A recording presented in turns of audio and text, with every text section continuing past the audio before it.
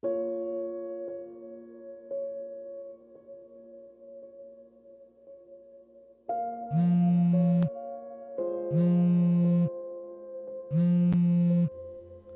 upper body shit. weak. Have you seen You're that? now You're skinny. like piece of Your shit. belly's It's fat. Why? Why do you There's no even way bother you're to not get worth this it. done? God, You're never you going gotta to be be successful. successful. Integrity. You're always going to fail at this. Your Seriously, family knows why you even are. try? It's not gonna work out. You've never lived up to your promise. Just give up. Who do you think you Forget are? about it.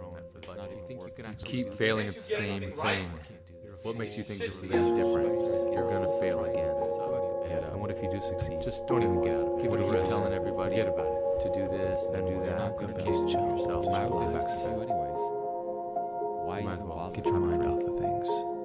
Should you even Might as well try? give up. Forget about it. You don't need to try. You don't need to try. So little time. You've let things slip You're a again. loser anyways. Your fitness is down the Why drain. even try? Your relationships, You're your done. career, your finances. Have you seen your bank account statement? Fake. Fraud. You think you are? You're ugly. You think you can actually succeed?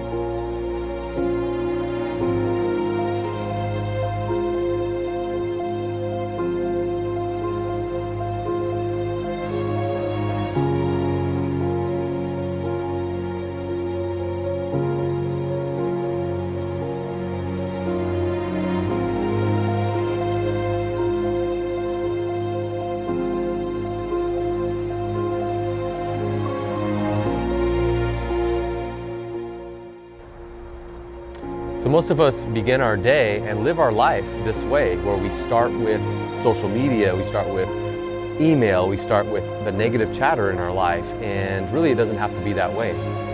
What you're about to see is some amazing interviews with people just like yourself who have used mindset to get out of their darkness and into a state of amazing living. And so we hope that this inspires you to make the change that you need to see for your own life. Well, let me sum it up this way. Left back in the second grade, diagnosed with ADD, said I had a learning disorder, never graduated high school. At 19, I'm sitting in a jail cell looking at 8 to 10 if things don't go my way. And then it got a little worse from there, believe it or not. And when I say worse, what I mean by that, and to answer your question, like a buoy in the ocean, right? I'm not a religious person, right?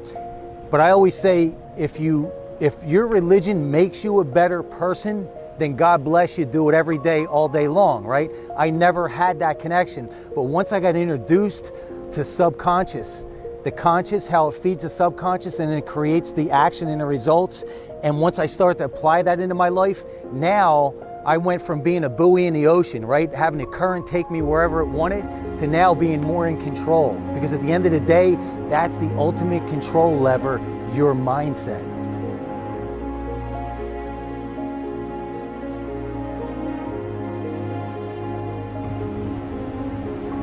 Who I saw in the mirror was just really breaking me apart. It wasn't my background, it wasn't how I grew up, wasn't the experience that my parents created for me.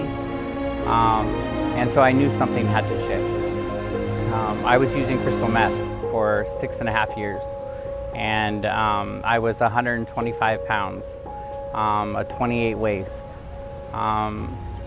putting myself in really dangerous, unhealthy environments.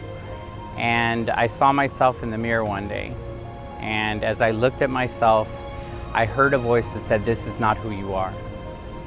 And that was the moment that everything shifted for me.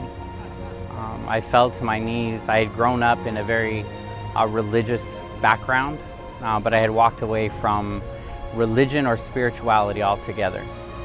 And that was the moment when I reconnected with what I now call my higher power, and believing in spirituality and believing in something bigger than me. And I fell to my knees and I just prayed. I said, "God, give me some answers, get me out of this, like help me out." And that was the beginning of being open to something bigger. And I think a lot of times there are many opportunities for us to grow and to expand, but we miss those opportunities because we don't give ourselves the permission to try something different. We don't give ourselves permission to experience something that we don't know yet. And so I just began to look for answers. And as I began to look, things started to show up. The first book that I read was The Four Agreements by Don Miguel Ruiz. An amazing, powerful book. Very simple steps to implement in my life that began to shift how I looked at myself, but also how I was showing up. And then I was introduced to one of my most impactful mentors and coaches, Lisa Nichols. And she shifted my life in being able to, one, take accountability for the choices that I was making, but also gave me tools on how to create change, how to move from guilt, shame, hurt, and be able to embrace my journey. I think all of our stories are powerful.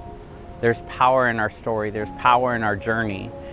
And I look at my experiences and I feel very blessed that I was 125 pounds at one time. I feel very blessed that I went through the chaos, because now I get to teach from it. I get to share that you're not alone on this journey.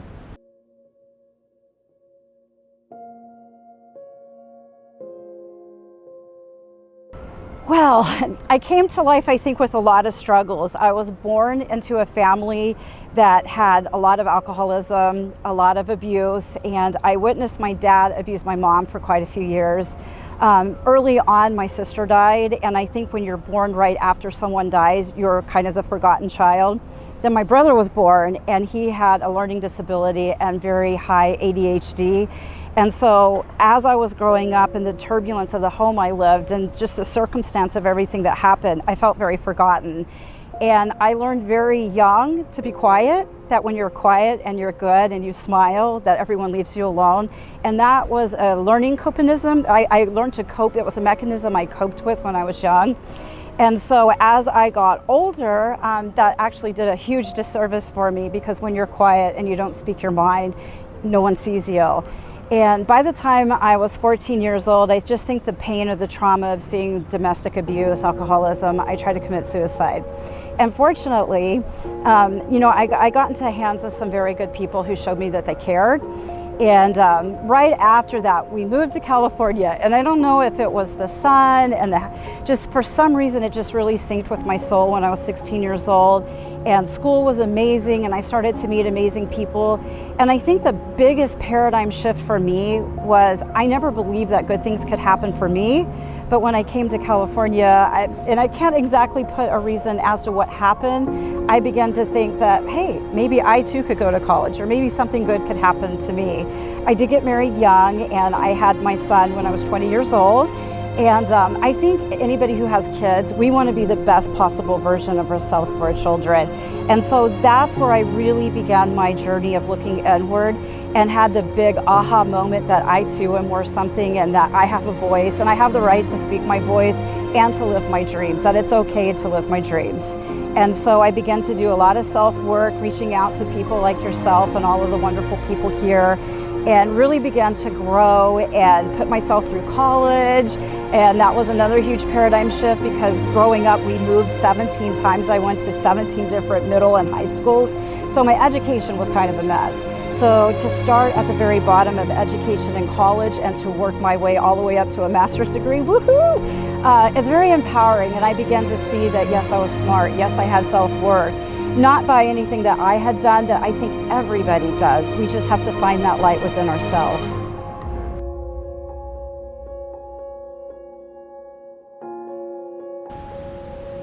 You know, about 20 years ago, I went to my first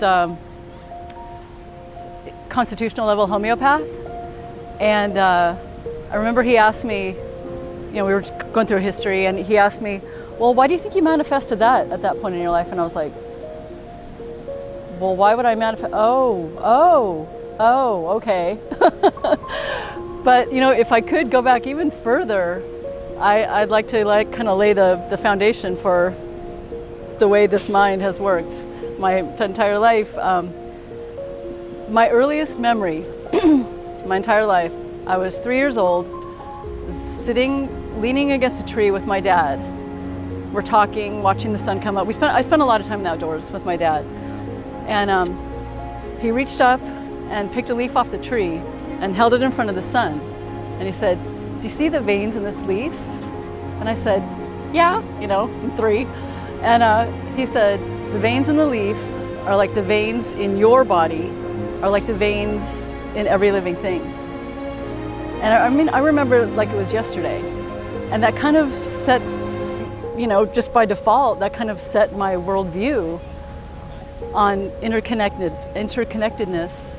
And then add to that, my great-grandmother, she was this fierce little 4'10" Christian woman, and I'm not religious, but she said to me over and over again, from as long as I could remember, "You're a smart cookie. Always remember, of those to whom much is given, much is required." And it's a Bible quote from somewhere, I'm not sure, but that told me that my life isn't just about me. My life is about using whatever your perspective is, what I manifest, what I'm given, whatever. It's to use it first and foremost, to make myself a better person. And then, but the purpose of being a better person is so that I can, do whatever for other people with that.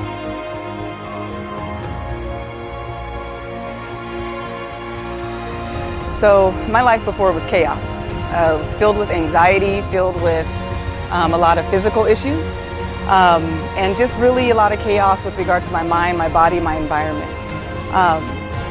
So I came into mindset or that sort of field with regard to meditation and things like that about 4 years ago. So I literally fell into it. And I say that literally because I was at work one day and I woke up and I was being wheeled out on a gurney. I didn't know what was going on. I couldn't figure out what was happening. And I just knew that my life was chaos to the point where, I literally fell out. So after being evaluated and being seen by a bunch of different physicians and things like that, and being put on 17 different medications, I realized that it was doing my body more harm than good. And I had to really ask myself, what was I doing in my life? And what is it that I can control? And what I could control were my thoughts and what was going on in my mind.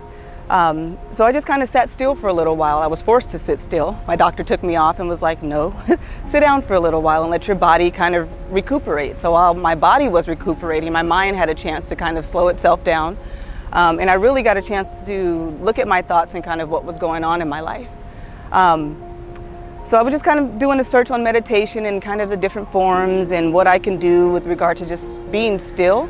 And I came across Oprah and Deepak's 21-day meditation. And I just committed myself. I said, for the next 21 days, I am going to slow my mind down. And if this is how I'm going to do it, then that's what I'm going to do. So I sat down for 21 days, and 4 years later, I haven't stopped. So after that, I started to move my body. And I came across a really cool, unique event, and I actually met Forrest at this event, and that was the very first time in probably about a year that I actually got up and moved my body. So here I am running around this hotel and just realizing, oh, my body does still work. So then I realized that there's a mind-body connection that's happening, so let me just stay focused on my mind so that I can heal my body. So that's just kind of how it unfolded, and ever since then I just kind of really been focused on what my mind is doing and just being mindful of my thoughts, because my thoughts are what forms my beliefs and my beliefs are what forms my actions. So once I started there, my actions started to take suit with regard to being more healing and being more beneficial for myself, and I realize how much it benefits others as well, because they see a shift in what it is that I'm doing and how I'm showing up today.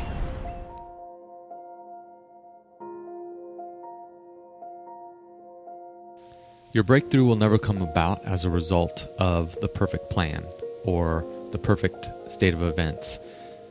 Don't wait for the perfect time. Your breakthrough happens now, when you're ready, through your intention, when you can level up your awareness enough to see that you have the power in your life to make a change. And whatever area you want to make a change in, be it fitness and health, finance, career, relationship, any of those areas, it's mindset that is the cornerstone of your breakthrough. It doesn't have to be work harder It doesn't have to be find the right plan or system. It does have to be taking the right plan and system and combining it with the right mindset, the right attitude, the right intention. When those align properly, then you could go wherever it is you want to go. So here is your next step. If you're ready for your breakthrough, continue to remain open. Look for the people, opportunities, places, and events. But look with your intention, with your awareness, your deeper awareness. Spend time every day in silence. Spend time generating gratitude. Spend time writing out your goals and dreams. Spend time taking action, building momentum. As you do all these things, you'll notice an up-leveling in your awareness, and that will become your process. A breakthrough doesn't happen in just one moment. It happens as a process over time. That's where real change occurs. So if you want real, positive, uplifting change in your life, start there. It all starts with you. It all starts with mindset.